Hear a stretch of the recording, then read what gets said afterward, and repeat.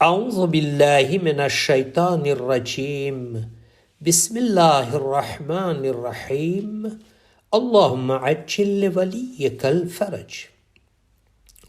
हज़रत अमीरुल मोमिनीन अली इब्न अबी तालिब अलैहिस्सलातु वस्सलाम नहजुल बलागानी અંદર હિકમત નંબર 40માં ઇરશાદ ફરમાવે છે કે હોશિયાર અક્કલમંદ ઇન્સાનની જીભ તેના દિલના પાછળ હોય છે અને મૂર્ખનું દિલ તેની જીભના પાછળ હોય છે.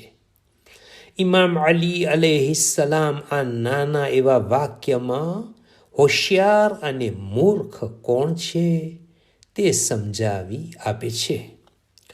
જીભ દિલના પાછળ હોવાનો અર્થ એ છે કે પહેલાં ઇન્સાન વિચાર કરે કે બોલવું લાભકારક છે કે નુકસાનકારક.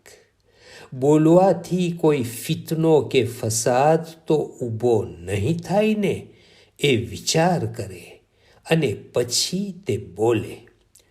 આને અક્કલમંદ કહેવાય છે. મૂર્ખ માણસ વિચાર કર્યા વગર બોલે છે અને પછી વિચાર કરે છે અને તેનાથી તેને મોટા મોટા નુકસાન થતા હોય છે, જેની ભરપાઈ કરવું મુશ્કેલ બની જાય છે. નબી અકરમ સલ્લલ્લાહુ અલૈહિ વસલ્લમ આ વાતને આ શબ્દોમાં બયાન ફરમાવે છે કે મોમિનની જીભ તેના દિલ પાછળ હોય છે. જ્યારે કંઈ બોલવા ચાહે તો દિલથી વિચારીને બોલે છે, પરંતુ મુનાફિકની જીભ દિલની આગળ હોય છે. જ્યારે કંઈ બોલવા ચાહે તો વગર વિચારે તે બોલવા લાગે છે.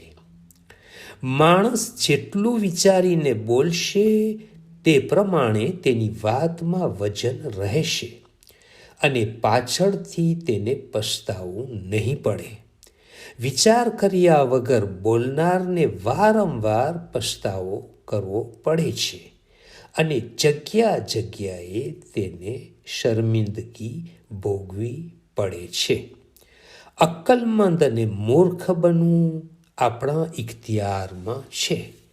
اللهم صل على محمد وآل محمد وعجل فرجهم from Fountain of Ahlul Bayt alayhim السلام.